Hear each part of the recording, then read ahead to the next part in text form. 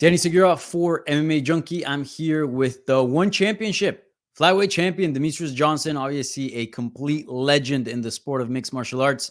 Demetrious, first of all, it's been a minute since I've talked to you. How are you doing, man? And thanks for taking the time to chat with us. I'm doing good, man. Just living the dream. Beautiful day here in Washington State. So I just got home from school. Can't complain. Yeah, life is good, and you're still a champion, man.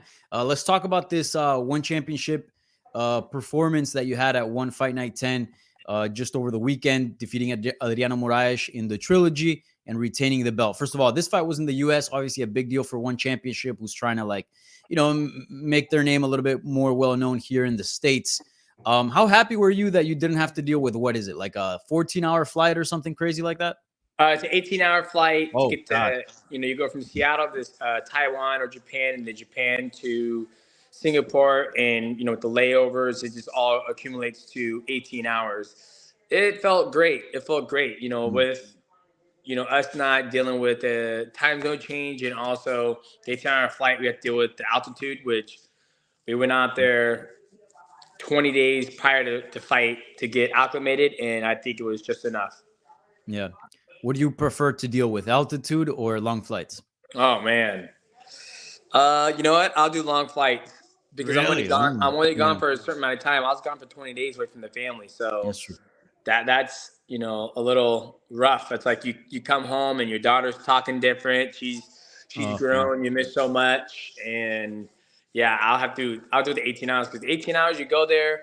You're there for Tuesday, Wednesday, Thursday, Friday, Saturday, and then you're back home. So it's only like 6 days you're gone instead of 20.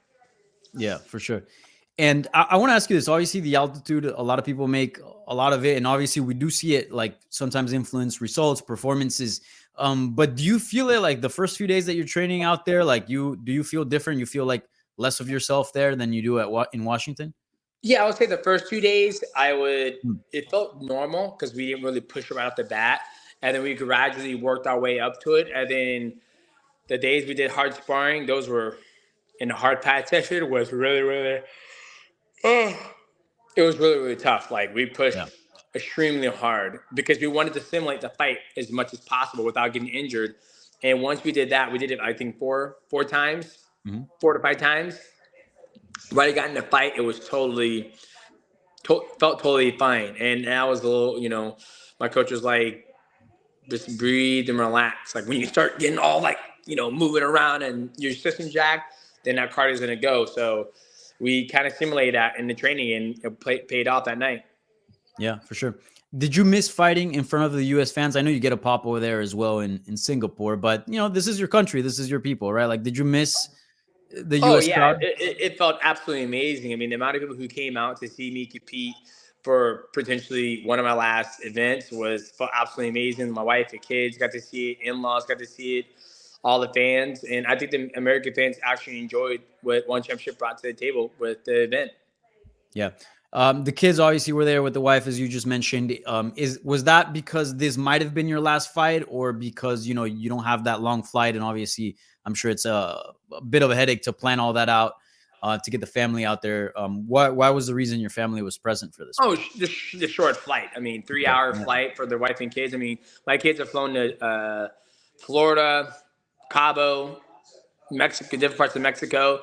18 hours is a whole different ball game. I mean, international passports. I mean, even though they have it, Mhm. oh, oh, sorry, it's just a totally different ball game, different beast. Yeah.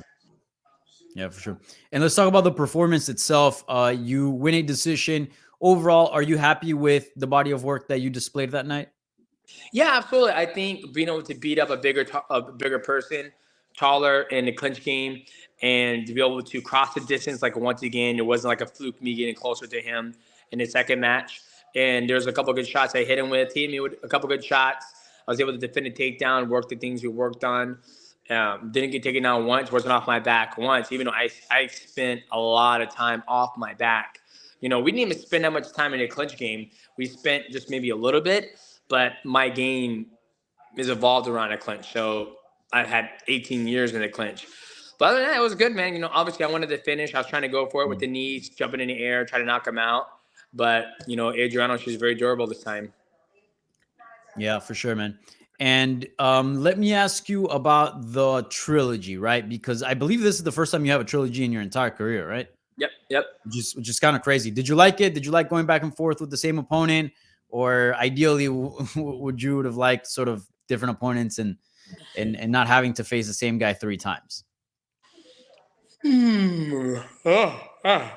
Tired. You know what? Honestly, it didn't matter. You know, I'm glad I was able to share the cage with him. He's been the longest reigning champion in the flyweight division. I think the longest reigning champion behind Bibiano Fernandez. So, with that being said, you know, obviously I like to fight different people just because it gives me a different breath of fresh air, a different problem to Yeah, solve. But obviously, you know, Adriano was the number one ranked fighter in that division. So we got down to Trilogy. I think one championship wanted to catch a lightning in a bottle. The first time, the second time we fought, it did, you know, great numbers. And now with the third one coming, it will be just even better, you know? yeah, yeah, for sure. And do you feel like this is the biggest rivalry of your career? At first time you fight three times, right? But you've had other series with other guys, especially in the UFC. Where would you rate No, this rivalry among the others? I mean, I don't want to say it's at the bottom, not because of the opponent itself. I just think for the build up, right? I Hmm. think the build up for this one will probably be at the bottom because I mentioned it before. You know, as a rival, it's a long tenure, it's a long journey. You know, when I fought John Dodson back in 2013, we ended up fighting until like 2017, I believe, or 2016, 15. I have to look at the thing. But I remember 15, yeah. we fought at UFC on Fox 6, and then we fought at UFC 197, I believe. So it was a long duration where we were always in each other's, back of the window. He would fight, I would fight. And the same thing with Joseph Benavidez. We fight at UFC Fox, we fight at UFC 152, and then we turn around and fight each other again at UFC Fox 8 in his hometown. So once again, a long span of stretching Right. out. They're always in the wings. So this was a 9-month turnaround. You know, we fought once. He beat me. I turned around and I fought Rod Tank. He fought Yuya Wakamatsu. Then we fought. Then I beat him. Then 9 months turnaround. Right after we fight again. So it's done and over with.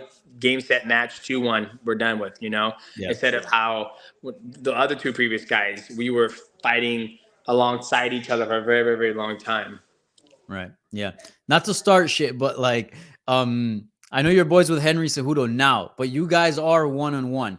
Before you guys became friends, were you ever kind of like once you went to one championship and then the chances of a third fight, maybe dropping? Did you ever think like, oh man, I wish we would have gotten a third in because it is inconclusive, right? 1-1, and that was No, a big rivalry for you at the time. no, no, not at all. To be honest with you, I mean, I like Henry Cejudo. I appreciate and respect our friendship more than trying to get that one back. I don't care to get it back. I still lost to him. We still shared, a 1-1 on each other's resumes. But I enjoy actually getting to train with him more than Mhm. trying to beat him or him beat me. So yeah, never had any like ounce to try to get that one back. Yeah. Well, maybe I'm not saying now, but like back then when you went to one, were you guys boys then? Oh no, not even then. I didn't really care about it because Okay. I knew it would never happen because one, he retired, and when you retire, your contract Right. becomes Yeah. Mhm. frozen, and then in order for him to get to one championship, there'll be so many hoops and things he have to go through to make it happen. So I knew it would never happen, and I didn't care. It's like Dominic Cruz beat me. I have no interest trying to get that one back. Same with Brad Pickett. Mhm. A loss is a loss. Yeah, right. By the way, what'd you make of his comeback? He came up short Yeah. against Aljamain Sterling, very competitive fight at UFC 288 that same weekend. Yeah. Yeah, it was a great fight. I was gutted when he came up short. I know how bad he wanted it. Same with Aljo. I mean, I know he wanted it bad too. The biggest thing is I didn't account for Aljo to be able to wrestle with Henry. Yeah, that's a big one. He's a gold Olympic medalist, obviously, Mhm. and he's never been taken down in any of his UFC fights. So with Aljo being able to do that and then get his bag, didn't really get a chance. Aljo didn't get a chance to actually get his submission game going, but I know he's a better grappler. But I felt that Henry did enough to win the fight. So going into the fifth round, I had it even 2-2, and I felt Henry did enough in the fifth round to become the new champion. But once again, when we're all sitting here trying to say X, Y, and Z, it's all based on my perspective. You Mhm. know, the judge's perspective, this fighter's perspective, I'm just happy Henry got the chance to go out there and prove to himself that he can come back and compete with the best. After a 3-year layoff, I'm sure he made great money.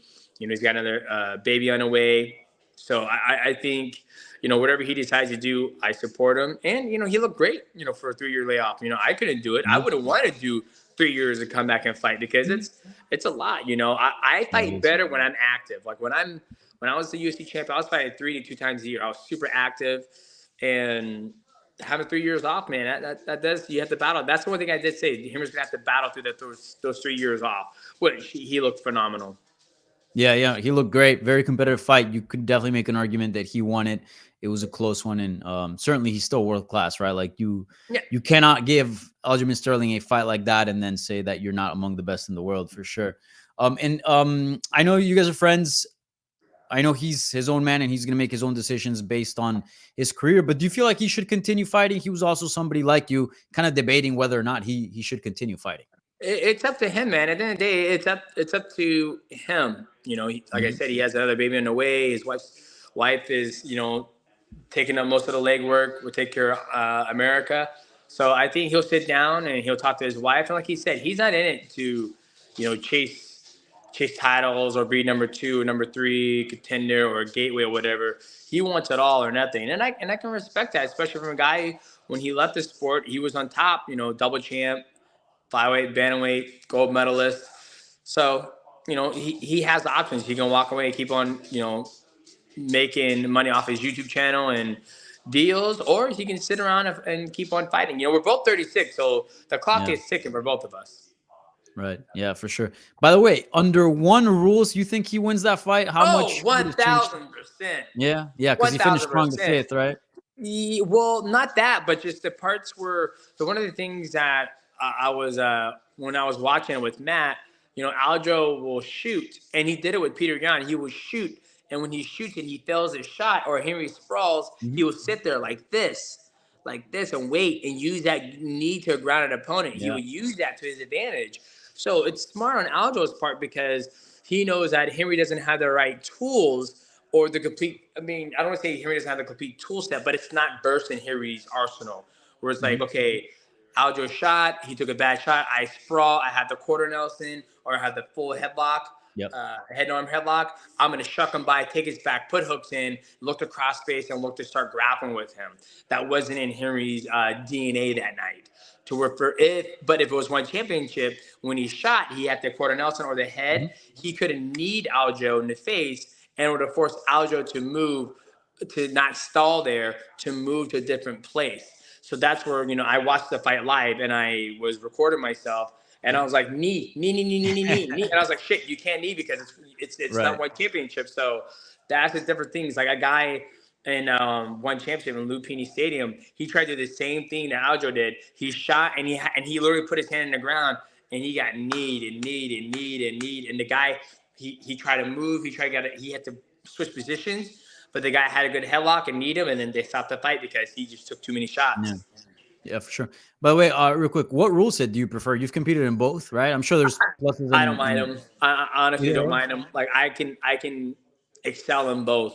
I think if I had to pick one, I'll probably pick knees to ground an opponent because it forces people. If you take a shot, you get sprawled on. You have to move.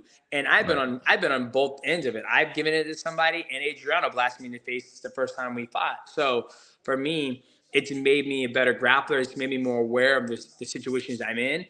And yeah, I like it. You don't see the same thing that happened with Henry Cejudo and Aljo when somebody shoots and they fail and they're doing this. And I'm like, you can't do that in a real street fight. You get kicked in the face. That's true. Yeah, certainly. Now let's talk about you. So you mentioned leading up to it and as well post-fight that you're not really sure what's gonna happen next. You may continue fighting, you may not, right? I know it's been a few days. Have you given the decision some thought? No, I haven't. This is the first day I've had no children in the house. The wife was gone working out, and I got to play video games for the first time in 20 days in my office. So, with that being said, no. What's on the docket, real quick? First of all, what's on the docket for video games? You know what? Nothing really. there's nothing. Like I went in my office and I just laughed and I was like, there's literally no games I want to play right now. I'm waiting for Diablo 4 and Street Fighter 6 to come out. You know, Mm. I was gonna play Star Wars, the Jedi Survivor, but I never played the first one. And then I don't want to play Elden Ring because Elden Ring DLC is coming out. I don't want to play Legend of Zelda. That's Tears of the Kingdom. That comes out on Friday. That's another long game. I was thinking about playing Genshin Impact, so I just haven't decided. I'm just trying to kill time until June 2nd and 6th. Okay. Yeah. Nice. All right. So let's get back now to the retirement. Oh So you haven't yes, been able to give it some thought at all. You've just been chilling for now. yeah. I've been chilling. I've been literally uh, just working. And tomorrow I have to do a video shoot at the house. So I've been extremely busy. I haven't had time to actually sit down and think about it. Mhm. And you know, like everybody tells me, you'll know when it's time. You know, so I'm just chilling, man. Like what 4 days ago, 5 days ago. So we'll see what Yeah. happens. Hmm. I guess what I know you haven't given it some thought, but what do you think are going to be the determining factors that may or may not push you into retirement? Um, I don't know. To be honest with you, just my emotions, to see where I'm at. That's Yeah. literally it is. Like you know, when I all started talking about this, it was a nightmare I had. It was a nightmare me thinking about what I'm gonna do after I'm done fighting. So then that started to spiral down to other things and another thing, and then you know I've already talked to GSP and he gave me some great knowledge and. Uh, yeah, so we're just gonna see. You know, like I said, it's based on you know business. That's the competitor. I want to keep on fighting until the wheels fall off, but competitors don't. That competitive nature can also get you in trouble. You know, you can stay too long and end up suffering some real bad damage. But yeah, I just don't know. You know what I mean? Like I'm just sitting here just thinking. Not I haven't thought about it yet, but only time Right. I think about it is when people ask me about it. So Yeah.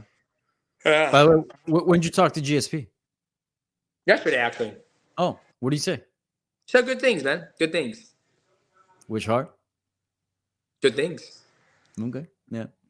Um, but I guess when my I guess my original question was when you even just start considering retirement, is it what is it that because health concerns? I mean, you're good now, but No, um, it's just like maybe how down the much. line, like you don't want to be. No, it's a little bit of everything. It's like how much more does the athlete have to do? Mhm. Do I want to start focusing on other things? Because Right. when you get ready for these fights, you know, when I get ready for my fights, I give myself like at least 8 to 12 weeks. You know, this training camp was really long. A lot of people don't realize that. I was in Arizona in February training. You know, training with Henry Cejudo and his team, kind of like the pre-camp. I like to call it pre-camp of the camp. I was out there, then came back home, and then I did from the end of February all the way till pretty much end of April here, and then I went to Colorado, did that, and so that's a huge chunk that I'm taking Of away from course. Yeah. other activities or my family, other businesses, just other things I could do outside of fighting, Mhm. and it's a lot. So with that being said, you know, if I want to focus on doing something else and be successful, I need to use that same energy that I use in my camps in order for me to be successful in other Yeah. ventures in my life. And so there comes a point in time, you know, I know Dana White says, "Oh man, if somebody's thinking about retirement, the person should retire." I was like, "No, I'm different. Like I Mhm. can think about retirement and still be a world champion. It's just, you know, thinking about the business side of things Yeah. and like what else can I do?" So that's all it is. You know, like I said, this is all stemmed from me just being speaking my emotions, speaking what other athletes don't talk about, right? Because I'm sure even John Jones spoke. He was like, "Shit, after I beat Stipe, I might as well just retire because there ain't nothing else for me to do." Right? Mhm. He can keep on fighting if he wanted to, Sure. but you know, say even when I talked to GSP, he said, "Yeah, I could have kept on fighting." He goes, "I could have kept on fighting, but I had other things I wanted to accomplish and do in my life, and I decided to do that instead." And there's other things too, but those are one of the factors he said. And I was like, "Yeah, that's." Then Yeah. that was one of the questions I had to ask. I was like, you know, why'd you stop fighting? And you know, he kind of told me. Yeah. I guess if you do stop fighting, what would that energy go towards? So you mentioned ventures, but is there anything specific that you can share about like, I don't know, businesses or hobbies or whatever you'd want to Yeah, invest so energy into? I got the other businesses. You know, I got Quantum Energy Squares, which is doing phenomenal. We just got launched in HEB, which is a huge chain, grocery chain in Texas. Okay, I have nice. portable consultants. I have Zekin. I have Vegas IV. I have Vulcan Fight League, which is a cryptocurrency game that I've been working on for 2 years. So I have other projects that I'm working Mhm. on, and also have my YouTube channel. Yep. I mean, I edit, shoot all my Yeah. own videos, Oh, so really? it's yeah. So like, I told the wife tomorrow, I was like, hey, I'm gonna use the kitchen because I'm gonna shoot my next video in here. So I'm I'm a full time guy looking for opportunities and also editing and learning at the same time. So it's a lot of work, man. Yeah. While I try to train for fucking world title fights. Of course. Yeah. That's tough, man. Not an easy thing to do. Let me ask you this.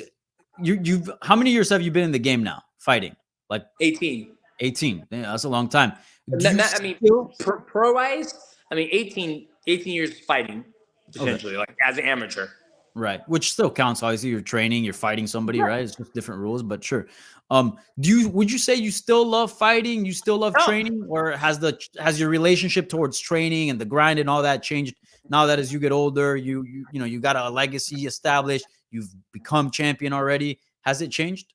no, I still love fighting. I still love training. I still love dieting. I still love doing all that. I still love everything that builds up to it. I Mhm. truly do.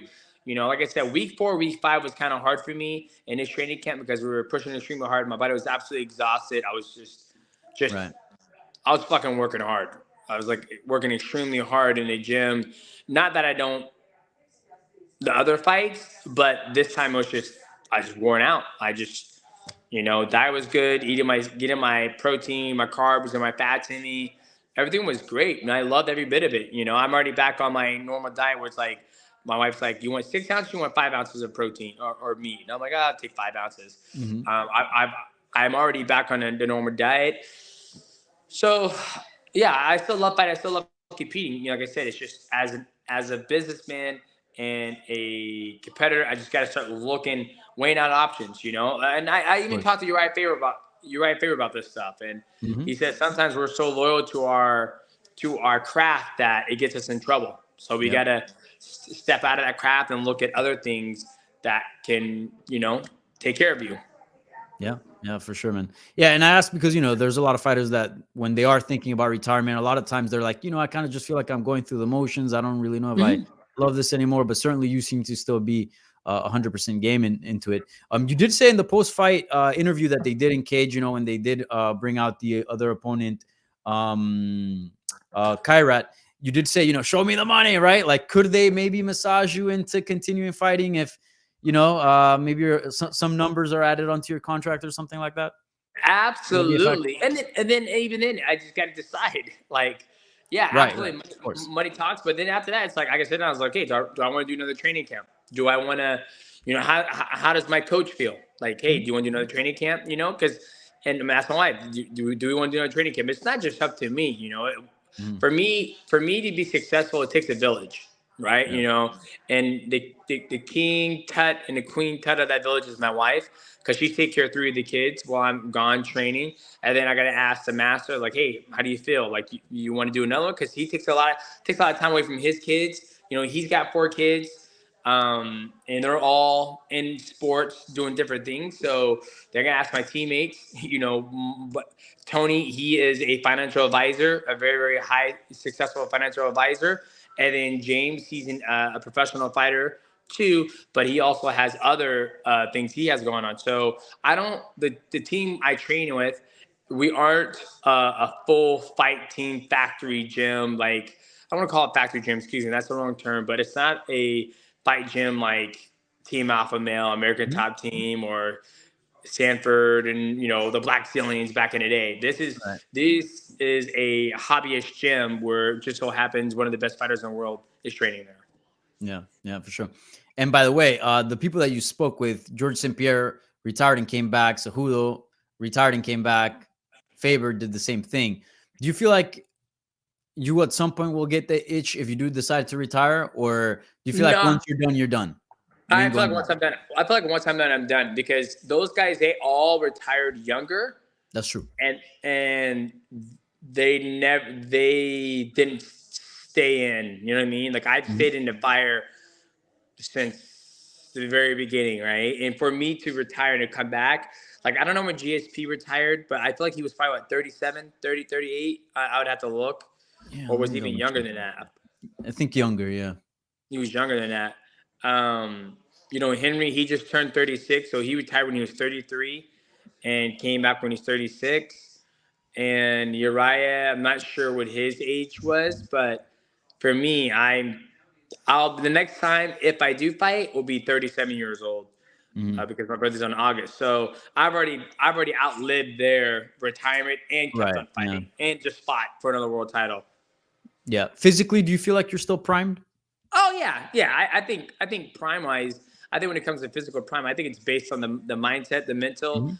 your fight IQ, and your body. And so far, my body feels fine. Like I'm still sore from the fight, like my knees, like Yeah. my where my MCL is area, like that's kind of sore or whatnot on my right leg, and then my left leg is my left ankle is still kind of bruised, whatever. But then again, it hasn't been a week since I fought. Of course. Yeah. Yeah. And I don't know if this is a fair question or not, but I'm going to ask it anyways. Fans, they always like to look cross promotion and start comparing. Your flyweight run is, it can't be matched, right? Like you are the most successful flyweight in My UFC run can't history. be And, matched because I huh? saw statistics.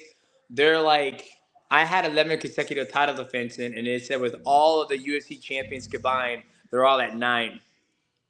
It's gonna be tough, man. It's gonna be tough. I think you're gonna be there for a good while. Who knows? Maybe I won't even see that number change within my lifetime. Who knows? Yeah. But yeah, I mean, what you've done is historic, right?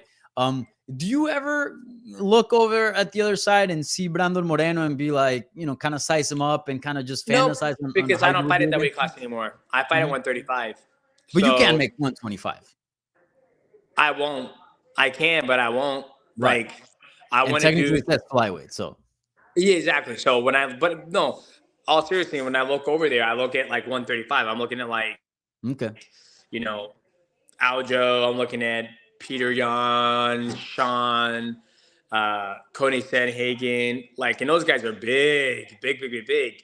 And yeah, can I still make flyweight? Yeah, 1,000%. But do I want to do it to my liver? Do I want to do that to my kidneys? Do I want to Mm, suck all that weight? No, I don't. I have no interest trying to suck down to that weight. I rather fight at the weight that I feel the most comfortable and the strongest, which is 135. Like I'm in betweener, I guess you can say it yeah. where I don't get mean. I walk around like 142, where I know Aljo walks around like what 165, probably 170. So he is the bigger dude. But I think the biggest thing, if I was to fight Aljo, I would have to deal with the range, which I think I'd master that. But Aljo is a little more on his bicycle, running back and forth. Mhm. I would have to deal with his grappling, the size, and his body triangle. But I think the places where I will excel will be in the clinch game.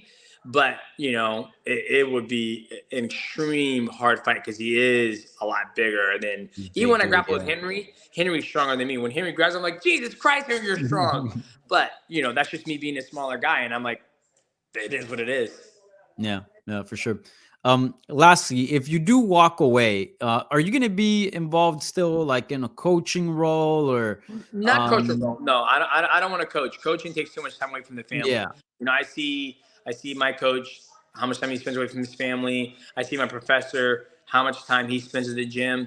I don't want that. Like I'll be more than happy to help people. But mhm, as far as like an official coach, where it's like I'm there every single day, da da da da, I don't want to do that. I don't want to take that time away from my children that I worked so hard in my career to be able to buy back time. As my right, right, buddy Tony says, we're buying back time. It's like you make all this money, you're just buying time to be able to do whatever you want to do. yeah. One does have that grappling option. Is that something that you would have interest in doing post MMA retirement? Yeah, No, yeah. that's tough, right? Like you can't. Not as much as because those guys are so. I mean, Mikey Michi, the gentleman he just Right. grappled, the Rotolo brothers. Those guys are like that is like Yeah, yeah, cream yeah. of the crop of grappling, right? Like the only way those guys are gonna get tested. This is my opinion. Once again, is when they go to IBJJF or they're going to ADCC, where they're going against guys that's like under different rule sets, where that's where they're gonna get tested the Yeah. most, right? So for me, like when it comes to the grappling aspect, I want to compete at IBJJF just Mhm. because I'll go in as a brown belt, masters, Right. Masters 2, and then just test my hand is something I've never really done and competed, which is grappling, putting the gi on.